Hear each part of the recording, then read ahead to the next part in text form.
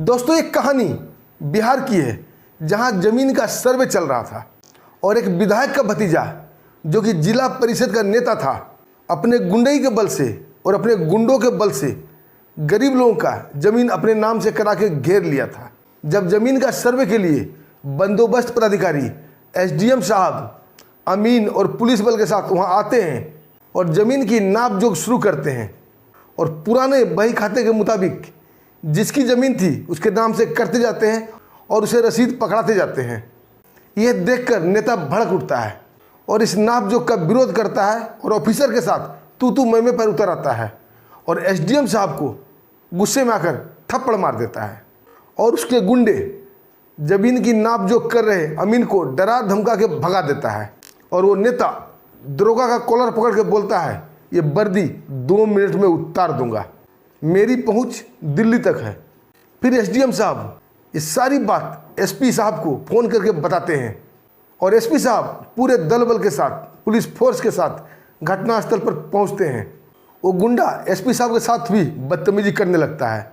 फिर एसपी साहब उस नेता को और उसके सारे गुंडे को नंगा करके भरे पब्लिक के सामने खूब पिटाई करते हैं। उसे रस्सी से बांधकर उसका सर मुड़वाकर उसका जुलूस निकाला जाता है और पैदल पैदल सबको रस्सी से बांध के थाने तक ले जाते हैं। फिर जो होता है दोस्तों बड़ा ही गजब, बड़ा ही मज़ेदार होता है। आइए दोस्तों पूरी कहानी को जानते हैं विस्तार से कैसे क्या हुआ। दोस्तों कहानी शुरू करने से पहले आप लोगों का बहुत बहुत शुक्रिया, दिल से धन्यवाद। आप लोग काफ़ी हमें मदद करते हैं और दोस्तों आपकी मदद की हमें आवश्यकता है। अपना प्यार और आशीर्वाद हमारे ऊपर बनाए रखिएगा। हम आपके दोस्त, आपके भाई हैं। दोस्तों एक कहानी की शुरुआत बिहार के पश्चिम चंपारण के गुनाहा प्रखंड से होती है। दोस्तों आप सबको पता है बिहार में भी ज़मीन का सर्वे चल रहा है, इलेक्शन आने वाला है और उससे पहले पहले सरकार ये सर्वे कंप्लीट करा के रहेगी क्योंकि बड़े बड़े पहुंच वाले दबंग लोग गरीब किसान की, गरीब लोगों की ज़मीन को अपने नाम कर रखे हैं और ये सर्वे में पुराने बही खाते के मुताबिक जो ज़मीन जिसका है नाप जो करके उसे अलग कर दिया जाता है, उसे पर्ची पकड़ा दी जाती है। दोस्तों पश्चिम चंपारण का गुनाहा प्रखंड में ये सर्वे चल रहा था और सर्वे करने आए हुए थे बंदोबस्त पदाधिकारी देवनाथ राम साहब, उनके साथ थे एसडीएम आलोक कुमार, एक बूढ़ा अमीन थे बिरजू यादव और गुनाहा प्रखंड का दरोगा थे रंजीत सिंह, उसके साथ 2-4 कांस्टेबल भी थे और ज़मीन का सर्वे चल रहा था। सभी पदाधिकारी के मौजूदगी में अमीन पुराने बही खाता को देखकर जिसका ज़मीन था उसे नाप कर अलग कर रहा था और पर्ची साहब लोग काट के उसे दे रहे थे। गरीब लोगों में एक उम्मीद जग चुकी थी और खुशी की लहर दौड़ चुकी थी कि उनका हड़पा हुआ ज़मीन अब उन्हें वापस मिल जाएगा। सभी लोग वहाँ भीड़ इकट्ठा कर दिए थे और अपनी अपनी बारी का इंतजार कर रहे थे और आस लगाए थे कि आज बरसों से हथियाया हुआ ज़मीन मुझे वापस मिलेगा। साहब लोग ज़मीन का पुराना रिकॉर्ड चेक कर रहे थे। तभी दोस्तों वातावरण में धूल का अंबार उठता है और उधर से एक गाड़ी का काफिला आता हुआ नजर आता है। वो गाड़ी काफ़ी स्पीड में आ रही थी धूल उड़ाते हुए और सीधा आके जहाँ सर्वे चल रहा था वहाँ गाड़ी रुकती है और उन 4 गाड़ियों का दरवाज़ा एक साथ खुलता है। उसमें से उतरता है पूर्व विधायक का भतीजा विक्रम यादव जो कि जिला परिषद का नेता था और उसके साथ साथ उसके कई हथियारबंद गुंडे भी उतरते हैं। और दोस्तों विक्रम यादव गाड़ी से उतरते के साथ सीधा एसडीएम आलोक के पास जाता है और बड़ा ही रुखाई से बोलता है, क्यों बे आलोक बाबू, बड़ा अफसरगिरी दिखा रहे हो? तुम्हें पता नहीं यहाँ के मालिक हम हैं और तुम बिना हमसे पूछे ज़मीन का सर्वे कर रहे हो, इतनी तुम्हारी हिम्मत। दोस्तों एसडीएम आलोक साहब बोलते हैं कि विक्रम बाबू ये सरकारी काम है, यहाँ तुम्हारी गुंडई से नहीं चलेगा, ये सरकारी नियम कानून से चलेगा और सरकारी काम में बाधा उत्पन्न मत करो, तुम्हारी गुंडई यहाँ नहीं चलेगी, हमें भी सरकार को जवाब देना होता है। दोस्तों ये सुनकर वो नेता विक्रम यादव काफ़ी भड़क जाता है, बोलता बे आलोक कौन सी सरकार की बात कर रहे हो, यहाँ के सरकार तो हम हैं, यहाँ के राजा हम हैं। एसडीएम आलोक कुमार साहब उसे समझाने की कोशिश करते हैं कि विक्रम बाबू यहाँ पर गुंडई मत करो, ये सरकारी काम है और ऊपर से आदेश है, ये काम होना है, यहाँ गुंडई करोगे तो बहुत बुरा होगा। दोस्तों ये सुनकर नेता विक्रम यादव काफ़ी भड़क जाता है और सभी लोगों के सामने एसडीएम का कॉलर पकड़ लेता है और दांत पीसते हुए बोलता है, अबे साले एसडीएम, जब गर्दन तक भर भर के रुपया खाते थे तब तुम्हें सरकार याद नहीं आती थी? इस ज़मीन के लिए मैंने कितना रुपया आपको दिया है आपको याद भी है? आपने तो कहा था ये ज़मीन आपकी हो गई, और आज कैसे नापजोख के लिए यहाँ आ गए? तुम्हें थोड़ा भी शर्म है या नहीं? इस ज़मीन के लिए मैंने आपको लाखों रुपया खिलाया है, और आज इस ज़मीन को मैं गरीबों में बांट दूँ, ये हो नहीं सकता। दोस्तों, एसडीएम साहब पूरे पब्लिक के सामने जैसे नंगा हो गए हों। दोस्तों, वो शर्माते हुए और गुस्से में दांत पीसते हुए बोलते हैं, विक्रम बाबू, पब्लिक देख रही है, कॉलर छोड़िए, नहीं तो ठीक नहीं होगा। दोस्तों, नेता विक्रम बोलता है, क्या ठीक नहीं होगा बे एसडीएम? और ये कहते हुए जोरदार थप्पड़ एसडीएम के गालों पर मार देता है। दोस्तों, ऐसा हो जाएगा किसी ने सोचा भी नहीं था। एक अदना सा नेता अपने गुंडई के बल पर एक एसडीएम को थप्पड़ मार देगा, वो भी भरे पब्लिक के सामने। किसी ने उम्मीद नहीं की थी। सारे ऑफिसर, आम जनता से लेकर पुलिस तक सन्ने रह जाती है। वहाँ उपस्थित पब्लिक कानाफूसी करने लगती है। एक बुजुर्ग कहता है, अरे बाप रे बाप, ये विक्रमुआ तो देखा कितना मनबड़ू है, एसडीएम के थप्पड़ मार दिया। अरे बाप, अब क्या होगा? तभी दरोगा दौड़कर एसडीएम के पास आता है और विक्रम को ललकारते हुए पुलिसिया रूप में कहता है, विक्रम यादव, तूने ये क्या किया? तूने एसडीएम साहब पर हाथ उठाया, अब तू नहीं बचेगा। दोस्तों, नेता विक्रम के ऊपर थोड़ा भी दरोगा का फर्क नहीं पड़ा और मुस्कुराते हुए दरोगा की तरफ मुड़ता है और बोलता है, बाहर मेरे जामाज दरोगा, मेरा देसी मुर्गा और दारू गटक गटक के आज तू मुझे ही आंख दिखा रहा है। वो दिन भूल गया जब भी तुम्हें भूख लगती थी तो मेरे ही घर आता था देसी मुर्गा और दारू गटकने, और मुझे ही म्याऊं कर रहा है। दोस्तों, ये सुनकर दरोगा झेप जाता है और शर्माते हुए बोलता है, विक्रम बाबू, सरकारी काम चल रहा है, इसमें बाधा उत्पन्न मत कीजिए, नहीं तो ठीक नहीं होगा। दोस्तों, ये सुनकर विक्रम यादव बोलता है, अच्छा क्या ठीक नहीं होगा? आजा, थोड़ा आजा इधर, देखूँ तेरे में कितना जोश है और तू मेरा क्या बिगड़ता है। और दोस्तों, दरोगा तो उसके पास नहीं आता है, लेकिन वो नेता विक्रम खुद चलकर दरोगा के पास जाता है और दोनों हाथों से दरोगा का कॉलर पकड़ लेता है और दांत पीसते हुए बोलता है कि 2 ही मिनट में तेरे ये वर्दी उतार दूंगा और सारा जोश तेरा ठंडा पड़ जाएगा, फिर चौराहे पर खड़ा होकर भीख मांगना। दोस्तों, ये सब नज़ारा देख सारे ऑफिसर, आम पब्लिक सब भुचक्के थे। एसडीएम साहब को रहा नहीं जाता है और तुरंत एसपी आशीष राज को फ़ोन लगा देते हैं। उन्हें सारी घटना से अवगत कराते हैं और कहते हैं, एसपी साहब, इस गुंडे ने मेरे ऊपर हाथ उठाया है, कानून के ऊपर हाथ उठाया है, सरकारी काम में बाधा उत्पन्न कर रहा है, दरोगा का कॉलर पकड़ा है। आज अगर एक्शन नहीं होगा तो आम पब्लिक का कानून से भरोसा उठ जाएगा।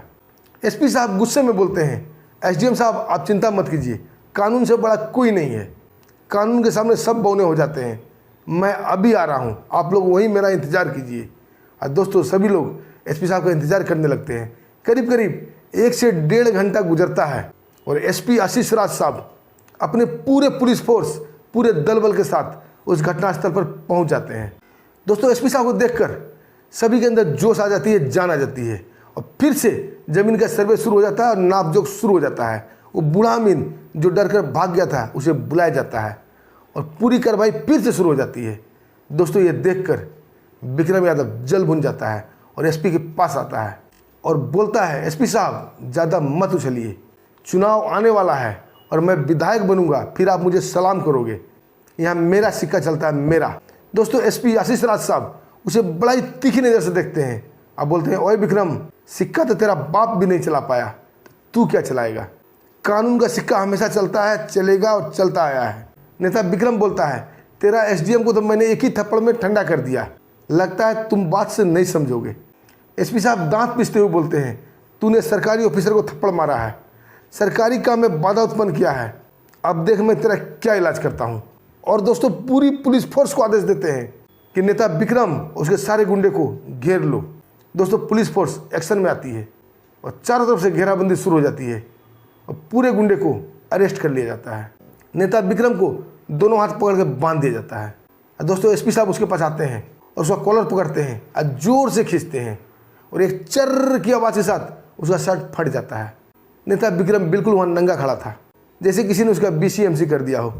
और एसपी साहब आदेश देते हैं कि इनके सभी गुंडे का पूरे कपड़े फाड़ दिए जाए और गांव वाले को बोलते हैं, जितना जल्दी हो सके एक नाई को बुलाओ और थोड़ा सा काली को चूना भी लेके आओ, तब तक मैं इसका मरम्मत करता हूँ। और दोस्तों, एक पुलिस वाले से एसपी साहब लाठी लेते हैं। उसके बाद नेता विक्रम के ऊपर वातावरण में सड़ाक सड़ाक की आवाज़, तड़ाक तड़ की आवाज़ गूंजने लगती है और इस आवाज़ के साथ साथ विक्रम की चीख भी गूंजने लगती है। एसपी साहब ने उसकी धुनाई शुरू कर दी थी। दोस्तों ये देख पूरी पुलिस भी एक्शन में आती है और विक्रम के गुंडे की भी धुनाई शुरू हो जाती है। दोस्तों बस दो ही आवाज़ वहाँ गूंज रहा था, लाठी की सड़ाक सड़ाक तड़ाक तड़ाक और विक्रम की और उसके गुंडे की चीख।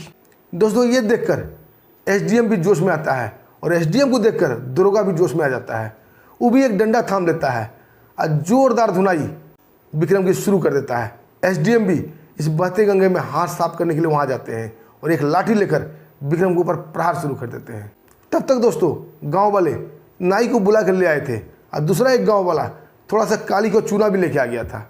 एसपी साहब नाई को आदेश देते हैं, इन सारे गुंडे का सिर मोड़ दो और बीच में जगह जगह पर कई चोटियां भी छोड़ देना।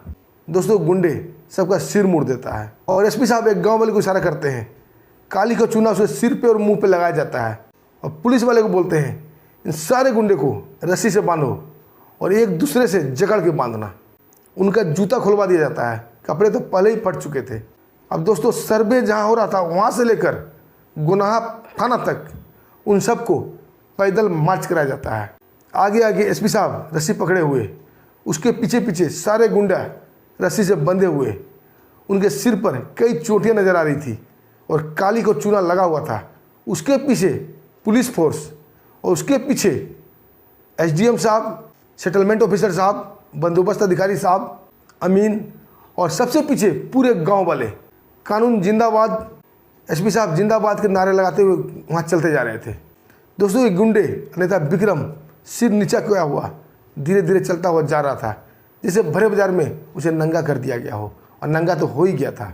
दोस्तों जैसे ही वो मार्केट में प्रवेश करते हैं पूरा बाजार उमड़ पड़ता है उन्हें देखने के लिए, और एसपी साहब एक पुलिस वाले को आदेश देते हैं कि जितने गुंडे हैं उनके पीछे एक एक पुलिस वाला लग जाओ, इन्हें तब तक पीटो जब तक कि थाना नहीं आ जाता है। और दोस्तों भरे बाजार में नंगा पाँव रस्सी से जकड़ा हुआ नंगा करके सारे गुंडे की बारात निकाली जाती है।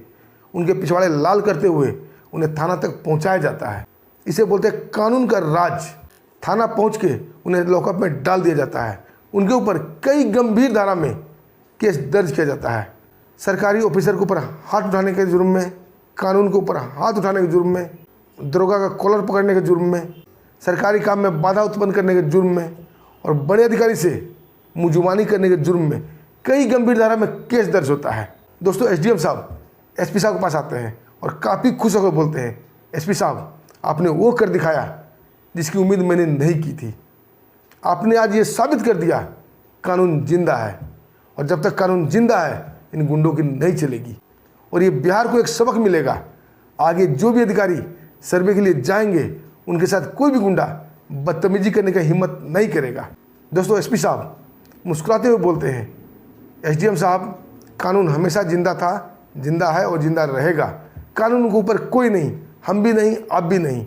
दोस्तों आपका क्या कहना है इस वीडियो पर? छोटा सा कमेंट जरूर कीजिएगा, और वीडियो अच्छा लगा वीडियो को लाइक कीजिएगा, चैनल को सब्सक्राइब भी कीजिएगा। दोस्तों आपकी हमें हेल्प की आवश्यकता है, प्लीज़ हेल्प कीजिए।